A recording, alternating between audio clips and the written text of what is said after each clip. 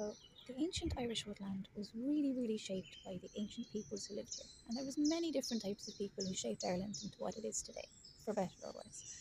So our forestry peaked around 8000 BC, it's thought, just after the last ice age when all the plants emerged as the victors. So you look then to the Neolithic farmers who arrive around 4000 BC and really shape the landscape into something more pastoral and agricultural. So it was very densely forested. It was very boggy. There was harsh winds on the Atlantic coast, and as you can imagine, the weather back in the day was much harder to escape from than it is today.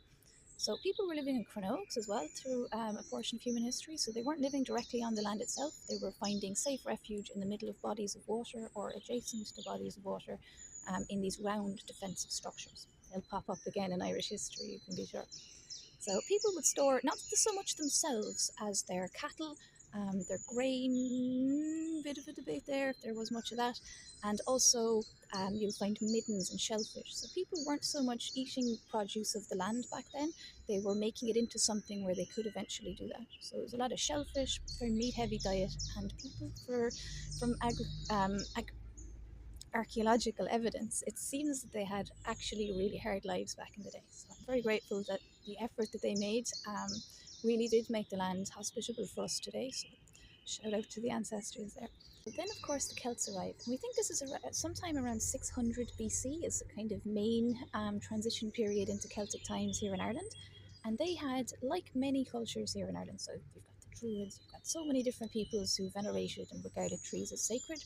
So too did the very earliest Celts who settled the land. So they regarded, oh my god, cute birdie. They regarded oak as really important, also yew, and then later on, hawthorn well became very important here. So you'll see lots of plantations of oak back in early Ireland as well. So just to recap what we've learned so far, 8000 BC, around 80% of Ireland is thought to be covered in forestry. Neolithic farmers arrive, they cut that back a bit, they make the land more hospitable for other types of life to arise, and the ecosystem really begins to thrive as a country. And then the Celts come, the Neolithic farmers, just sea peoples, there's a whole history there. But the Celts arrive anyway, and they rock the shop. They really change up Ireland and make it into the culture we know it today. So a lot of the Celtic revival is pretty recent. There were times when Ireland wasn't a majority Celtic place at all. There's a discussion to be had there about the hows and the whys for that.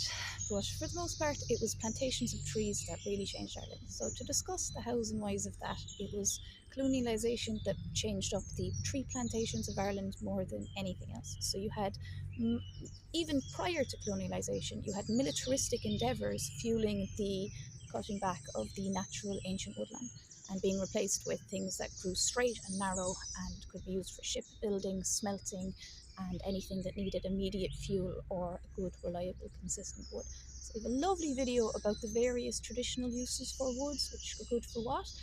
So I hope you enjoy that when it's here. But for now, beautiful Irish woodland, lovely bit of history. And let's move a little bit past beyond the militaristic plantations, because in monastic times in Ireland, that was very important for the development of kind of gardening and novel concepts like that. So, contrary to popular belief, the Druids weren't kind of in these beautiful, decorated groves with columns and vines. They were living pretty harsh lives, for the most part, in relatively crude structures compared to a lot of the rest of the world at the time. Now, some of this could be argued to be by choice. I have no idea. That's the honest truth of it. But when monastic times came, Ireland moved into Christianity, you saw a really formal effort to plant orchards and just generally things that were beneficial to the community at large. So orchards would be planted, they'd be used mostly by the monks, but they would also be given as gifts to other people in the area as well. So there was a very strong custom all throughout Irish history that if someone comes to your place, you have to feed them. So this was actually extremely formalised by the law with penalties for certain portions of time. So particularly in around just after the Druids and well into the medieval times as well, until it eventually died off. So you'd customs like you'd have a house, a visiting house in an area, and someone would visit and there'd have to be food on offer. So one way that the man of the house would be able to get the food for this was to go to the monastic settlement and say, I need some apples, sir.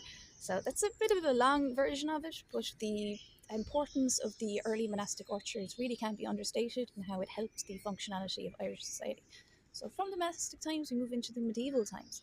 And medieval times saw a lot of, again, orchard planting, things like that. So the use of fruits as food became much more.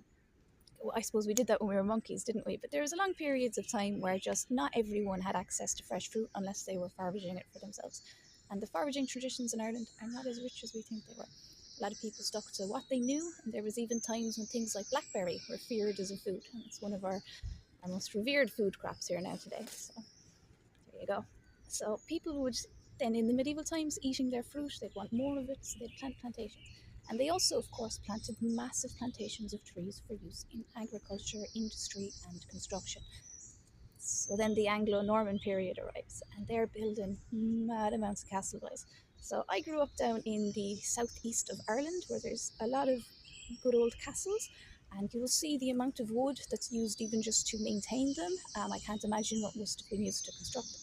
So you've got the castle building, you've got, of course, the militaristic endeavours that require smelting, and you have um, the old orchards, the old kind of idyllic countryside, not as we know it today, but as it was back then, has receded and has been replaced by massive plantations. Then the English. Plantation of Ulster. It's in the name.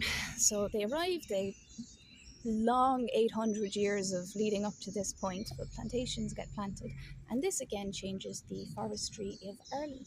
And now, just moving swiftly past that, in the modern day, there have been massive efforts to undo some of the damage that all of the various exploits in Ireland have done, including our own gardens. Just putting gardens behind our houses, ripping up woodland, has a big impact. But I love my garden, so I'm not going to say we shouldn't do that. And I'm going to hark back to the very beginning of this, which was that the earliest farmers arrived and they made the landscape into something hospitable that was ultimately beneficial to everyone and not just humans. So that's great. Um, we did hunt the elk and stuff to extinction, but sure look. Lovely day, lovely video. I hope you enjoyed this kind of short, relatively long introduction to Irish heritage history about trees, plantations, forestry, and some of the trees that we hold so sacred. So have a look at their uses, their symbolism, and things like that in separate videos, but the general history of the Irish woodlands definitely deserved a video of its own. I hope you have a great day and that you enjoyed this. Go to mycafecraft.com to support Irish heritage.